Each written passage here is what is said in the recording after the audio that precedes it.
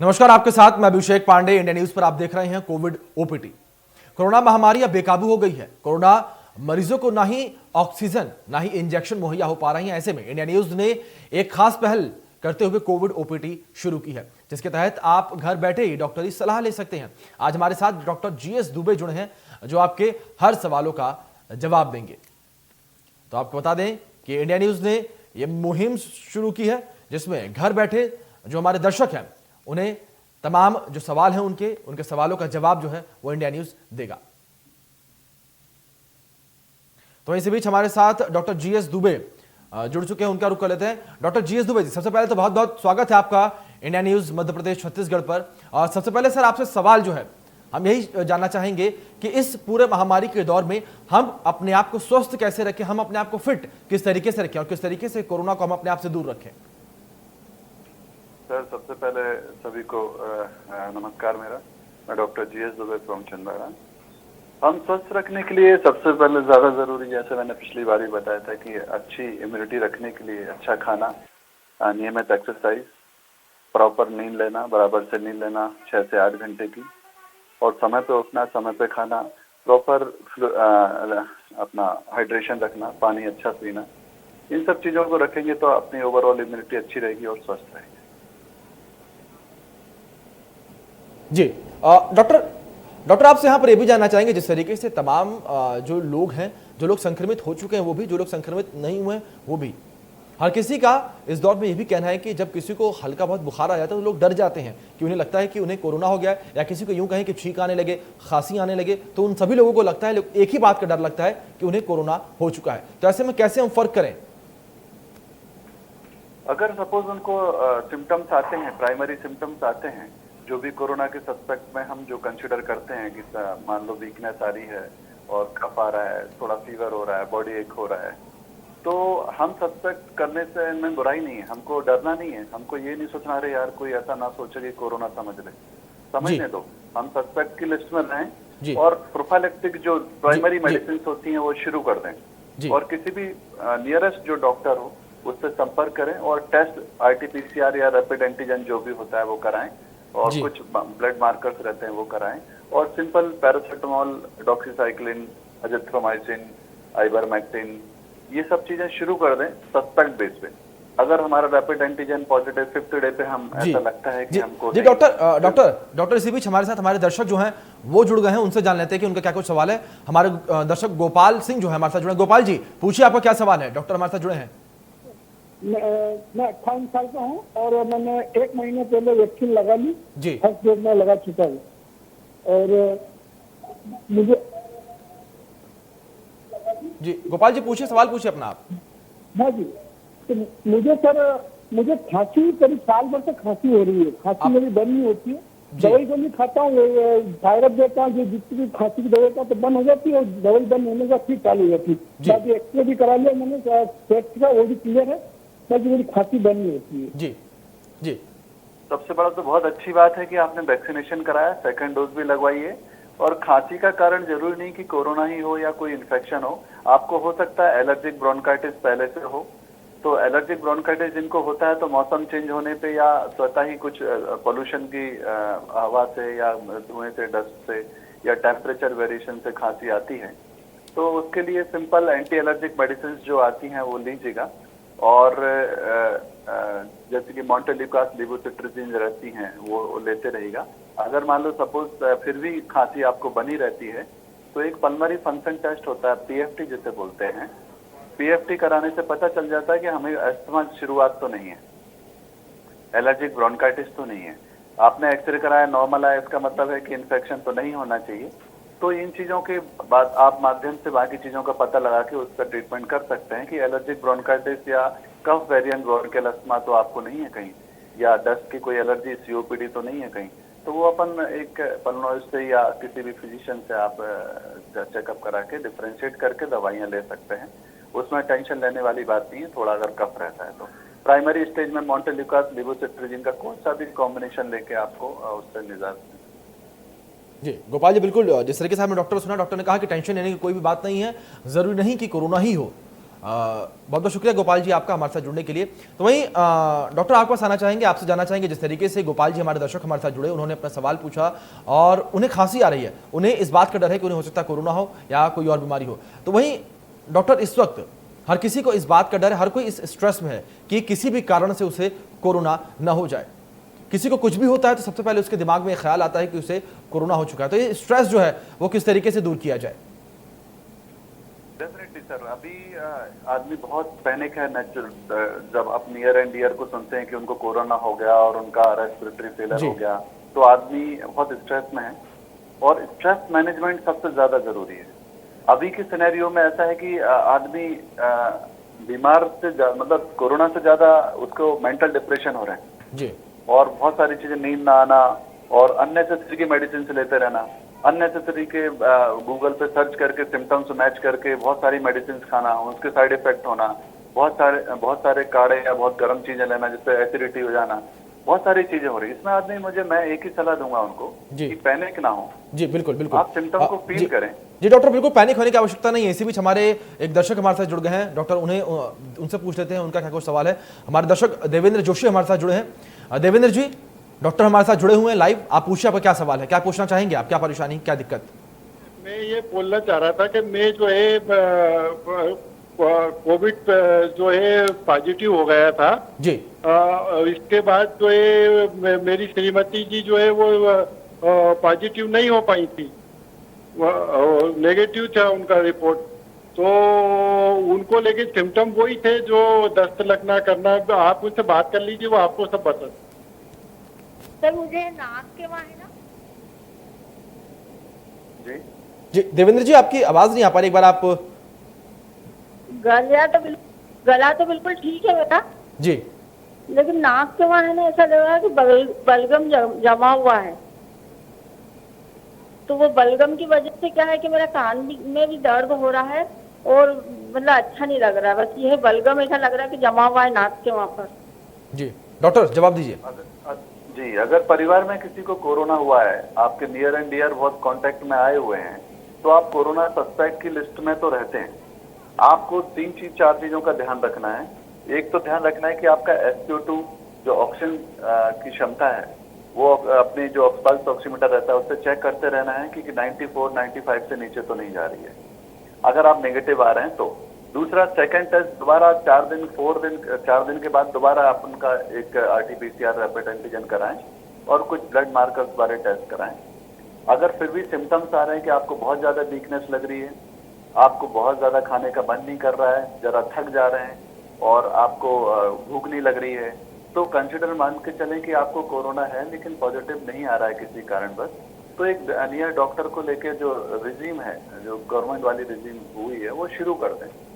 और जब तक आपका सैचुरेशन 95 के ऊपर है तो कोई डरने की बात नहीं है, दवाइयां लेते रहें और रिपीटेडली टेस्ट कराते रहें। अगर नेगेटिव आ रहे हैं तो, पॉजिटिव आ रहे हैं तो पूरी दवाइयां जो कि रिजीव रहती है पूरी लें, जो गवर्नमेंट ने निर्धारित की है सस्पेक्ट बेस पे, वो लेते रहें तो कोई इशू नहीं है। बस हमारा डेंजर साइन वही है कि ऑक्सीजन कम नहीं होना चाहिए, भूख एकदम, आप खुशबू नहीं आ रही है, आपको खाना खाते नहीं बन रहा है, आपकी एपेटाइट मतलब भूख लगने की क्षमता खत्म हो गई है, तो टेंशन वाली बात है। या सांस फूल रही है, ये अलार्मिंग सिम्टम है। ये अगर नहीं है तो घबराइए नहीं, आप रूटीन मेडिसिन से ठीक हो जाएंगे। अगर आपको कोरोना होगा तो भी बिल्कुल पैनिक ना हो कि इनको हो गया तो मुझे भी होने वाला है और पता नहीं मुझे क्या होने वाला है, पता नहीं चल रहा है। ऐसा डिप्रेशन और टेंशन में ना आए। सिंपल दवाइयां जो चल रही हैं वो लेते रहें, नियर डॉक्टर को दिखाएं। अगर सिम्टम्स ऐसा लग रहा है कि है तो आगे उसका ट्रीटमेंट। जी देवेंद्र जी बहुत बहुत शुक्रिया, आप हमारे साथ जुड़े, आपने सवाल पूछा। तो इसी बीच हमारे एक और दर्शक अंकुर हमारे साथ जुड़ गए हैं, उनका रुख कर लेते हैं। अंकुर, क्या कुछ सवाल आप पूछना चाहेंगे? डॉक्टर GS दुबे जी हमारे साथ जुड़े हैं, पूछे सवाल। डॉक्टर साहब नमस्कार। हेलो डॉक्टर साहब नमस्कार। सर नमस्कार। सर अंकुर रखते हैं। और मेरी वाइफ को कोविड हुआ था, अब भी कोविड तो ठीक हो गया है 15-20 दिन पहले, लेकिन कभी कभी अभी खांसी आती है उनको, और एक आध दिन आती फिर 3-4 दिन बाद फिर आती, ऐसा क्यों हो रहा है? सर, कोविड के कारण जो लंग्स में फाइब्रोसिस हो जाती है, जो क्लॉटिंग्स हो जाती हैं, उसकी जो जैसे बताया कि पहले भी पिछले उसमें भी हमने बात की थी कि पल्मोनरी रिहेबिलिटेशन बहुत जरूरी है। मतलब लंग्स में जो चेंजेस आ गए हैं इन्फेक्शन या निमोनिया कोविड के कारण, तो उनको वापस से ठीक होने में 15 डेज से 1 मंथ लगता है। उसके लिए इकोस्प्रिन जो टैबलेट 7 एंटी क्लॉटिंग एजेंट जो देते हैं, कुछ एंटी फाइब्रोटिक एजेंट हैं वो देते हैं, कुछ एंटी एलर्जिक देते हैं, कुछ एक्सरसाइजेज रहती हैं जो पल्मरी रिहेबिलिटेशन के लिए हैं, जैसे गुब्बारे फुलाना होता है या एक मेडिसाइजर बॉक्स आता है वो बॉल उठाने वाला, वो एक्सरसाइज कराने वाला, उसको कराते हैं। कुछ पॉस्चुलर ड्रेनेज फिजियोथेरेपीज होती हैं कि प्रॉन पोजीशन में होके आपको वाइब्रेशन सेंसेशन पीछे से देके पूरा कफ निकालें, भाप लेते रहें, नेबुलाइजेशन करते रहें। अगर पहले से एलर्जी है तो कुछ ब्रोंकोडायलेटर और इनहेल स्टेरॉइड लेते रहें। ये सब चीजें लेनी पड़ती हैं और उसके टेंशन मत लीजिएगा, थोड़े दिन तक कफ रहेगा, खांसी रहेगी और थोड़े दिन तक वीकनेस भी रहेगी। हो सकता है थोड़ी शॉर्टनेस, आप जल्दी चलने में थके, लेकिन बस SpO2 चेक करते रहना। अगर SpO2 वही मैंने बताया कि 95 के ऊपर आ रहा है, फीवर नहीं हो रहा है, भूख एपेटाइट भूख अच्छे से लग रही है, सारी चीज बढ़िया चल रही है, तो बिल्कुल टेंशन लेने वाली बात नहीं है। कंटिन्यू द सेम, बस थोड़ी एंटी एलर्जिक ऐड कर लें और जो इकोस्प्रिन टैबलेट है वो लेते रहें, सिंपल सस्ती आती है, और एंटी एलर्जिक कोई लेते रहें और एंटी फाइब्रोटिक एजेंट ले लें और फिजियोथेरेपी मस्ट जरूरी है और खाना पीना अच्छे से रखें। बिल्कुल बिल्कुल बिल्कुल अंकुर, आपने सुना किस तरीके से डॉक्टर GS दुबे ने आपको सलाह दी। बहुत बहुत शुक्रिया अंकुर, आप हमारे साथ जुड़े और सवाल पूछा आपने। डॉक्टर GS दुबे, इसी बीच हम आपसे ये भी जान लेते हैं, जब तक हमारे दूसरे दर्शक हमसे जुड़ेंगे, इस बीच हम आपसे ये जान लें, इम्यूनिटी, ये एक शब्द है जो इस वक्त काफी ज्यादा चर्चा का विषय बना रहता है। हर कोई बस ये जानना चाहता है कि वो अपनी इम्यूनिटी को स्ट्रांग कैसे करे इस पूरे कोरोना काल में। तो क्या कुछ आप टिप्स देना चाहेंगे, क्या कुछ डाइट प्लान हम फॉलो करके अपनी इम्यूनिटी को इतना स्ट्रांग कर लें कि कोरोना जो है हमें छू भी ना पाए? बिल्कुल सर, इसमें मैंने देखा है कि सर सबसे कोरोना में लड़ने की जो जरूरी चीज है वो है अपनी इम्यूनिटी। बिल्कुल, क्योंकि वायरस जो है प्रैक्टिकली हमारे एंटीबॉडी हमारे सेल से ही मरता है। बाकी जो सपोर्टिव मेडिसिन हम देते हैं हमारी इम्यूनिटी बढ़ाने के लिए देते हैं, और इसलिए देते हैं ताकि आपको जब तक एंटीबॉडी नहीं बने तो कोई डैमेज ना हो। और उसको बढ़ाने के लिए सबसे ज्यादा जरूरी, जैसे मैंने बोला है, कि प्रॉपर टाइम पर एक्सरसाइज जरूरी है। अगर कोई योगा करता है तो रेगुलर ब्रीदिंग एक्सरसाइज योगा करे, अगर कोई ट्रेडमिल करता है या रनिंग वॉकिंग करता है वो कंटिन्यू करे, थोड़ी स्ट्रेंथनिंग एक्सरसाइज करें, मिल्क और हाई प्रोटीन डाइट लें, सिट्रस फ्रूट लें, जैसे संतरे हुए, ये सब चीजें जिसमें विटामिन C वगैरह रहती हैं, एप्पल हुए, ये सारी चीजें लेते रहें, फ्रूट्स खाते रहें, पानी बार बार पीते रहें। ऐसा नहीं कि डिहाइड्रेशन में रहें, मतलब, और स्ट्रेस ना लें। हर चीज, जैसे कोई भी काम करता है तो 5 घंटे या 4 घंटे के बाद 15 मिनट का रेस्ट लेके वो उसका रिहाइड्रेशन करे, मतलब पानी पिए, खाना कुछ खाए और थोड़ा सा अपनी जगह से हटके थोड़ा सा रिहेबिलिटेट करे, एकदम फिर दोबारा एनर्जी के लिए। लगातार वर्क नहीं करना, प्रॉपर नींद ले, प्रॉपर 8 घंटे 6 से 8 घंटे की स्लीप ले, और यही सारे दिनचर्या फॉलो करे तो इम्यूनिटी अच्छी रहेगी, दिक्कत नहीं आएगी। जी जी, और डॉक्टर यहाँ पर आपसे ये भी जानना चाहेंगे, जिस तरीके से इस वक्त पूरे देश में यूं कहें कि जो माहौल चल रहा है वो माहौल चल रहा है लॉकडाउन का, हर कोई अपने घरों में कैद है, हर कोई अपने घरों में बंद है, और सबसे बेहतर बात भी इस वक्त यही है। लेकिन यहाँ पर डॉक्टर सबसे एक अधिक समस्या भी, अगर हम आम समस्या को लेकर भी बात कर ले यहाँ पर, तो आम समस्या भी सबसे ज्यादा लोगों के सामने आ रही है लॉकडाउन की वजह से, कि लोग जो है वो केवल खा रहे हैं और अपने घरों में ही रह रहे हैं। तो ऐसे में लोगों को पेट से रिलेटेड जो समस्याएं हैं वो भी बढ़ने लगी है, लोग उसको लेकर भी बीमार होने लगे हैं, लोगों को ब्लोटिंग हो जाती है, तो कहीं ना कहीं लोग उसको लेकर भी काफी ज्यादा चिंतित हो जाते हैं, फिर वो ब्लोटिंग को लेकर सोचते हैं कि उन्हें कहीं कोई और बीमारी ना होने लगी हो। देखिए, बिल्कुल सही बोल रहे हैं। आदमी घर पर रहता है तो थोड़ा सा फ्रस्ट्रेशन, डिप्रेशन और इरिटेशन होता रहता है, लेकिन मुझे लगता है घर रहने का मतलब ये नहीं है कि आप पलंग पे लेटे रहो। मतलब प्रैक्टिकली मेरा मानना ऐसा है कि घर भी आदमी का 2 रूम का है, छत है, टेरेस है, आपका बरामदा है या आपका रूम ही है, बेडरूम है।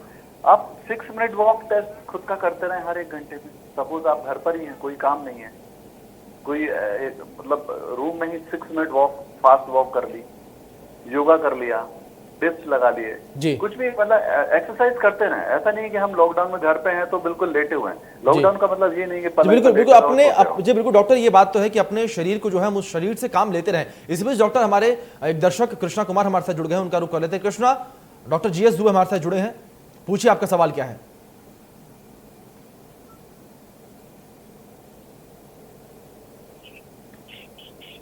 हेलो, हाँ कृष्णा कुमार, सुन पा रहे हैं आप?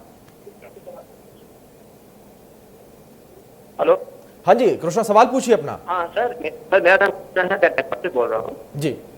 सर, प्रॉब्लम ये है कि मैं अभी कुछ दिन पहले 22 को मुझे ये टाइफाइड हुआ था, उसके बाद से मुझे रात रात में कभी कभी फीवर जोर से आ जाती है और सिर में पेन रहता है।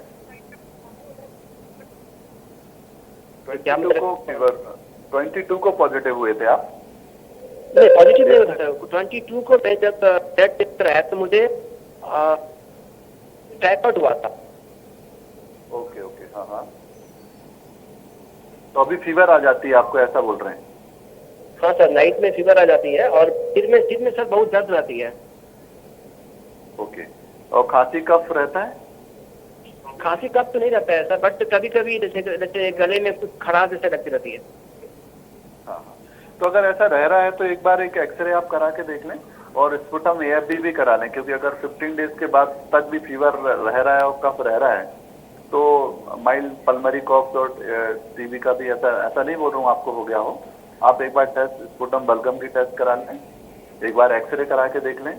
और टाइफाइड में बहुत ज्यादा परहेज करने के कारण भी दूसरे रोग, आपकी इम्यूनिटी कम तो होती है तो दूसरे रोग हो जाते हैं। तो कहीं ऐसा तो नहीं वायरल कुछ हो गया हो दूसरा भी, क्योंकि ऐसा कोरोना में तो नहीं होता कि आप 15 डेज तक ही नाइट में फीवर आता रहे और आपको और दूसरे सिम्टम्स ना हो, या फिर होके ठीक हो गया होगा, माइल्ड वेराइटी का हुआ होगा। लेकिन फिर भी मुझे लगता है कि एक एक्सरे करा लीजिए और एक स्पुटम की चेकअप करा लीजिएगा सर। कृष्णा, बहुत बहुत शुक्रिया आपका हमारे साथ जुड़ने के लिए, और आपने सवाल पूछा और आपका परेशानी का हल भी हो सकता है हम कर पाए।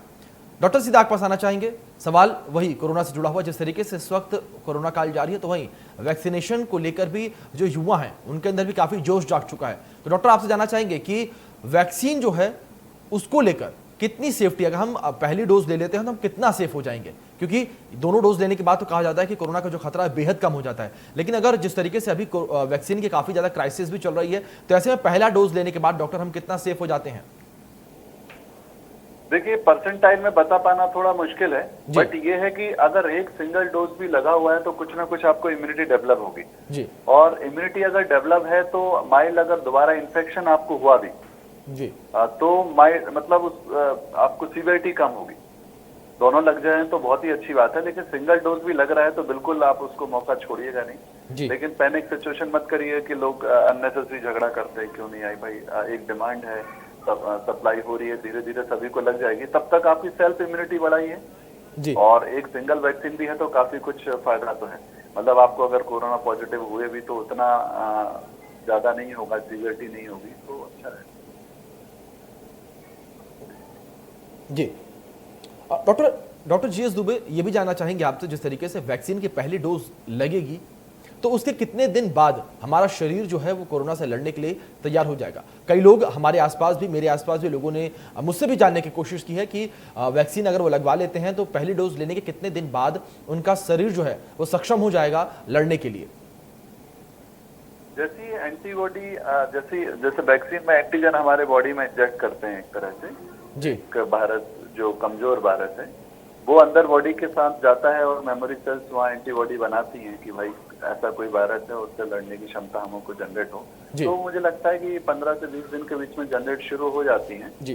डिपेंड ये भी करता है कि आप डॉक्टर, आपको एक बार रोकना चाहूंगा यहाँ पर, हम एक बार फिर से वैक्सीन की बात पर लौटेंगे, लेकिन इसी बीच हमारे दर्शक राजेश शर्मा हमारे साथ जुड़ गए हैं, एक बार उनका रुख कर लेते हैं। राजेश, पूछिए आप। जीएस शर्मा डॉक्टर हमारे साथ जुड़े हैं, क्या कुछ पूछना चाहेंगे आप, क्या परेशानी है आपकी? मुझे वैक्सीन लगी 1 महीना लगभग होने आ रहा है। हाँ, मुझे वैक्सीन लगे 1 महीना होने आ रहा है और मेरे शरीर पे क्या है, शीत के लक्षण आ रहे हैं 5-6 दिन से जी। और मैंने इसके लिए सिट्राजिन टैबलेट ली थी, 4-5 दिन हो गए। नहीं तो 1 महीना हो गया वैक्सीन लगे हुए। हाँ हाँ। मुझे लगता है वैक्सीन के कारण नहीं होगी, कोई और आपको थोड़ा एलर्जी की बीमारी पहले से रही होगी या किसी और नहीं, मेरे को बीमारी नहीं इससे पहले। ओके, चलिए फिर भी अगर रह रही है तो सिंपल लिवोसिट्राजिन आप लेते रहेंगे तो उससे हो जाएगा। कोई और लक्षण गंभीर तो नहीं है ना? नहीं, और कुछ नहीं है सर। हाँ, तो कुछ दिन तक लिवोसिट्राजिन 10 mg की लगातार लेते रहिएगा, 5-7 दिन, हो सकता है उससे ठीक हो जाए। और अगर नहीं ठीक होते तो एक कंप्लीट ब्लड काउंट पीवीसी करा लीजिएगा। कोई और कारण तो नहीं है, इस्नोफिल वगैरह तो नहीं बढ़ गए हैं, और दूसरी चीजें भी देख लीजिएगा, क्योंकि वैक्सीन से मुझे लगता नहीं है कि 1 मंथ तक रहना चाहिए। होता तो शुरू के 5 डेज रहता है, 5, 6, 10 डेज। जी, तो राजेश शर्मा जी, आपको घबराने की कोई आवश्यकता नहीं। जिस तरीके से डॉक्टर कह रहे हैं, वैक्सीन से कोई घबराने की आवश्यकता नहीं। बहुत बहुत शुक्रिया राजेश साहब, हमारे साथ जुड़े, आपने अपना सवाल पूछा। डॉक्टर जीएस दुबे, सीधे आपके पास आना चाहेंगे। डॉक्टर, बात वैक्सीन को लेकर ही करेंगे। जिस तरीके से अगर मैं अपनी बात भी करूं तो मुझे भी वैक्सीन की जो पहली डोज है वो पिछले दिनों लग चुकी है, और यहां पर जिस तरीके से कोविशील्ड और कोवैक्सीन जो दो प्रमुख वैक्सीन हैं जो भारत में जिसका इस्तेमाल काफी तेजी से हो रहा है, तो ऐसे में इन दोनों में फर्क आपसे जानना चाहेंगे, क्योंकि डॉक्टर तमाम ऐसी खबरें सामने आई, तमाम लोगों को सुनने मिला है कि जो कोवैक्सीन है अगर वो किसी को लगती है तो उससे लोगों को जो दर्द है हाथ में जहां टीका लगता है उसका दर्द नहीं होता और बहुत कम चांसेस होते कि बुखार आए। लेकिन वहीं कोविशील्ड को अगर लेकर बात करें तो अधिकतर लोगों को जो दर्द है टीके का वो कम से कम 3-4 दिन तक रहता है, और यहां तक कि बुखार भी वैक्सीन लगने के बाद अगले दिन तक या उसी दिन रात तक आ जाता है। देखिए, तरह तरह की भ्रांतियां सभी जगह हैं। मुझे लगता है कि हम बहुत लकी हैं और हमारी इंडिया बहुत लकी है कि बहुत जल्दी हम लोगों को वैक्सीन प्रोवाइड हो गई है। वो कोविशील्ड ही हो, कोवैक्स है। हम किसी के भी एक की पर्टिकुलर की तारीफ करें तो मुझे लगता है दूसरों के साथ बेईमानी होगी जी। मुझे लगता है कि दोनों बराबर इफेक्टिव हैं, बराबर थोड़ा मोर माइल्ड साइड इफेक्ट सभी में रहते हैं। कभी कोई बोलता है कि उसके कारण ज्यादा होते हैं, कभी बोलता है कि इसके कारण ज्यादा होते हैं। कोई वो अपने अपने सब्जेक्टिव मुझे लगता है कि सिम्टम्स हैं। जहाँ तक अंतर है तो बहुत ज्यादा नहीं, एक लाइव एटेन्यूएट है, एक किल्ड है, तो कुछ ऐसा ज्यादा सोचने की बात नहीं। मैं अगर हम इस पर डिस्कस करेंगे तो लोगों को और कंफ्यूज होगा। मुझे लगता है कि जिस वैक्सीन का भी आपको मौका मिल रहा है, आपको लग रही है, वो सबसे बेस्ट है, वो लगवाएं। और ऐसा इन छोटी छोटी चीजों को नजरअंदाज करें, क्योंकि बहुत मेजर साइड इफेक्ट कुछ भी नहीं आया आपका। मेजर साइड इफेक्ट कुछ भी नहीं है। आप छोटी छोटी चीजों को नजरअंदाज करते हुए जो भी वैक्सीन आपका नंबर आ रहा है वो लगवाएं। जी जी डॉक्टर, इसी बीच हमारी दर्शक आशा जुड़ गई हमारे साथ। आशा, और डॉक्टर जीएस दुबे जी हमारे साथ मौजूद हैं, पूछिए आपका सवाल क्या है, क्या पूछना चाहती हैं आप?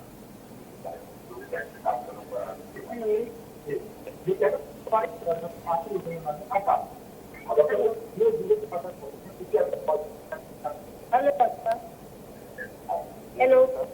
जी आशा जी, सवाल पूछिए। हाँ, अरे मेरे को सर वैक्सीन लगाने के बाद सर मेरे खुजली बहुत चल रही है सर।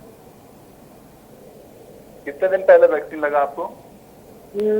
मतलब चलने के बाद ही करीबन मेरा महीना होने आया है। अच्छा,